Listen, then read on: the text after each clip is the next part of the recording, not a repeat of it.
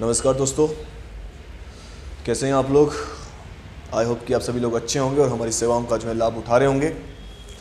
कल की कक्षा में आप लोगों के साथ हमने डिस्कस किया था बहुत सारे टॉपिक्स के बारे में। हमारा लास्ट टॉपिक जो था अभाज्य संख्याओं का था, जिसमें कि आप लोगों को बताया गया कि अभाज्य संख्याएं क्या होती हैं, यानी प्राइम नंबर्स क्या होते हैं। So prime numbers are those numbers which can be divisible by only itself and only by one. जो केवल खुद से वो एक से भाग होते हैं, उनको हम जो है अभाज्य संख्या यानी प्राइम नंबर कहते हैं। दूसरी भी इसकी डिफिनेशन बनाई थी हमने कि वह संख्या है जिसके की केवल दो और दो ही इसके जो है गुणनखंड होते हैं, वो सभी संख्याएं जो हमारी अभाज्य संख्याएं जो है कहलाती हैं। हमने गुणज और गुणनखंड का टॉपिक भी किया था। अभाज्य संख्याओं और गुणनखंडों की सहायता से हम सभी लोग जो है सीखते हैं, हम जो है बाद में जो है अभाज्य गुणनखंड निकालते हैं। उनकी सहायता से हम लोग जो है HCF और LCM निकालते हैं।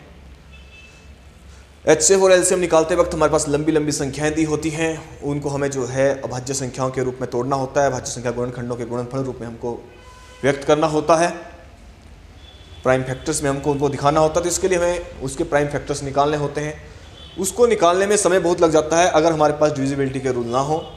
हमारी सहायता करते हैं इसमें रूल ऑफ डिविजिबिलिटी, यानी विभाज्यता के जो नियम होते हैं ये हमारी सहायता करते हैं उसको फाइंड आउट करने में। तो आज हम लोग जो है इन विभाज्यता के नियमों के बारे में जो है विस्तार से चर्चा करेंगे। आज की इस कक्षा में हम जो है 2 का नियम, 3 का, 5 का, 9 का और 10 का नियम पढ़ेंगे। उससे अगली जो हमारी नेक्स्ट क्लास होगी और जिसको मैं जो है आज की ही डेट में शेयर करूँगा आप लोगों के बीच में, जिसमें कि हमारा 4, 6, 7 और 8 जो है हमारी इन संख्याओं के बारे में भी हम सीखेंगे। ये हमारा थोड़ा प्राइमरी सोर्स होता है, इजी रहता है। इसके पढ़ने के लिए आपको थोड़ा सा दिमाग लगाने की आवश्यकता होती है 4, 6, 7 और 8 में। सो इसको हम जो है नेक्स्ट क्लास में जो है डिस्कस करेंगे। सो पहले हम लोग जो है विभाज्यता के नियम की शुरुआत करते हैं, रूल ऑफ डिविजिबिलिटी। सबसे पहले हमारे पास जो पहला अंक आता था 0 से, आपको पता ही है 0 से अगर किसी भी संख्या को जो है हम डिवाइड करते हैं तो वो हमारे पास जो है अनडिफाइंड आता है। आपने अगर कक्षा 10 में जो है अपनी क्लास में 9th 10th में जो है ट्रिग्नोमेट्री का सब्जेक्ट पढ़ा होगा, उसमें कई बार बोल जाता है कि नॉन डिफाइंड का एक शब्द आ जाता है। जब हम जो है डिग्रीज़ के अंदर जो है उनकी वैल्यूज़ को लिखते हैं, जैसे कि टेंजेंट की वैल्यू लिख रहे होते हैं, वहाँ पे नॉन डिफाइंड करके हम एक शब्द लिखते हैं ट्रिग्नोमेट्री के अंदर, त्रिकोणमिति के अंदर। तो वो होता है, चलो साइन थीटा कोस थीटा तक हम थोड़े समय के बाद पहुँचेंगे। अभी जो हम डिस्कस करते हैं। सो 1 का नियम की जब बात करते हैं तो 1 से सभी संख्याएँ भाग होती हैं, सब आप लोगों को मालूम है।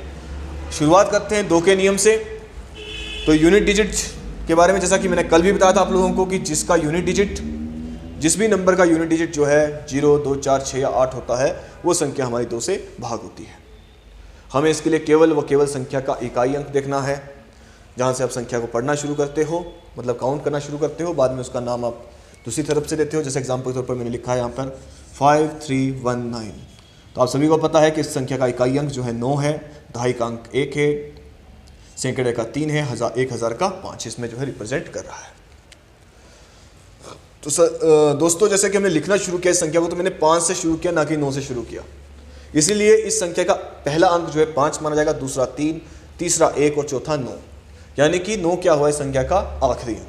जबकि जब हमने इसको नेमिंग देना शुरू किया तो मैंने इकाई, दहाई, सैकड़ा यहाँ से पढ़ना शुरू किया।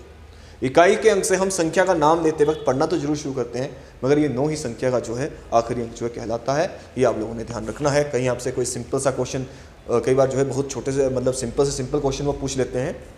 एग्जाम्पल के तौर पर मैं पिछले कुछ कक्षाओं में देख रहा था, साइंस की एक स्पेलिंग आई थी जिसमें कि आपसे शायद तक सोडियम की स्पेलिंग जो है पूछ ली गई थी। तो उसमें भी कई लोगों सोडियम या एल्यूमिनियम में से एक कोई स्पेलिंग थी, जिसमें से कि लोगों ने जो है वो स्पेलिंग भी याद नहीं करते, क्योंकि सब क्या करते हैं प्रेडिक्ट टेबल जो है साइंस के अंदर सिंपल याद करते हैं। सो वहाँ पे जो है एक प्रॉब्लम उन लोगों ने रही है। तो हमें ये भी ध्यान रखना होता है कि अगर ये लास्ट डिजिट कौन सी है हमारी, तो ये आपको यहाँ से ध्यान रखना है इस बात को। तो हमने जो इकाई का अंक देखना है अपने डिविजिबिलिटी की तरफ।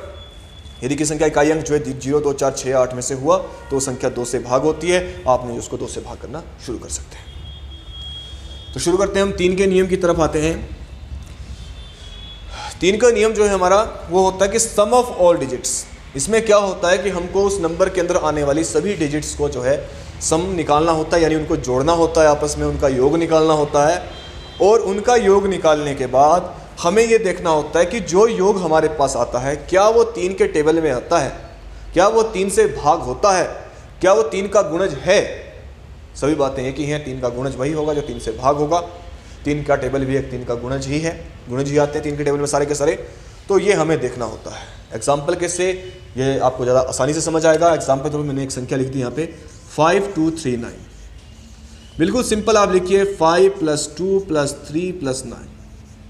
हम सीधा बोल देंगे 5 2 7 और 3 10 और 19, यानी कि 5 और 2 7, 7 + 3 10 और 9 19। 5 10 और 3 13, 5 और 2 10, 7 और 3 10 और 9 19। तो ये हमारे पास कितनी हुई? 19 आ गया इसका सम। अब आपने देखना है कि क्या ये जो है 19 जो है 3 के टेबल में आता है। 3 छिक्के 18, 3 छिक्के कितने हुए? 18। 3 6 18 और 3 7 21। 3 छिक्के 18 और 3 7 21। यानी कि यहां साफ दिख रहा है कि 19 3 के टेबल में नहीं आता है। इसका मीनिंग साफ है कि यह 3 का गुणज नहीं है। यदि यह 3 का गुणज नहीं है तो यह संख्या जो 5239 है यह भी 3 से भाग नहीं हो सकती है। तो यहां से हमको यह कंटेंट जो है समझ में आता है। आप लोगों ने इसको बार बार संख्याओं को लिख करके देखना है अपने पास। जैसे कि मान लीजिए प्रैक्टिस सेट्स बना लीजिए, आप खुद बना सकते हैं अपनी मर्जी से। आप जो है 4 4 5 5 अंकों की जो है 8 10 संख्याएं लिखिए, कॉपी पेन पे लिखिए। देखिए मैथमेटिक्स की क्लास को जब भी हम कर रहे होते हैं, आप मेरा लेक्चर सुन रहे होते हैं या फिर आप कहीं भी कोई भी क्लास ज्वाइन कर रहे हैं, आपके पास जो है कॉपी और जो है पेन का होना अति आवश्यक है। वीडियो को स्किप कीजिए, थोड़ी देर के लिए उसको लिखिए, टाइम दीजिए, रेगुलरली टाइम दीजिए। आपका बहुत अच्छे से जो है ये कंसेप्ट जो है पूरा क्लियर होगा। आप लोगों की जानकारी के लिए थोड़ा सा ये बता दूं, ड्रीम्स फायर कोचिंग सेंटर आपको जो है कंप्लीट जो है हम जो आपको पूरी स्टडी क्लासेस आपको देंगे। इसलिए आप लोगों को रेगुलर बेसिस पर डेली आपकी क्लासेस आएंगी। कुछ एक दिन ऐसे ही होंगे जैसे कि आज आपके 2 लेक्चर्स मैथमेटिक्स के हम जो है अपलोड होंगे। तो आप लोग जो है डेली जो है इन लेक्चर्स को लगाइए, क्लासेस को लगाइए, और उन क्लासेस को लगाने के बाद उसका टाइम देकर के आप उनको बिल्कुल जो है प्रिपेयर कीजिए। यहाँ से हमने देखा कि ये जो है 19 आया इस संख्या का जो सम है। तो 19 जो है 3 से भाग नहीं होता है, तो ये संख्या भी 3 से भाग नहीं होती है। इस प्रकार से जिस भी संख्या का योग जो है इससे आ जाएगा। मान लीजिए यहाँ पर 19 9 की जगह पे 8 दिया हुआ है, तो आप सम अप कीजिए। 5 और 2 7 और 3 10 और 8 18। सिंपल दिख रहा है कि 6 3 18 होते हैं। 3 6 18, ये 3 से जा रहा है तो ये भी 3 से जाएगा। चलो भाग देने की कोशिश करते हैं। यहाँ पर छोटी सी प्रैक्टिस आप लोगों के साथ।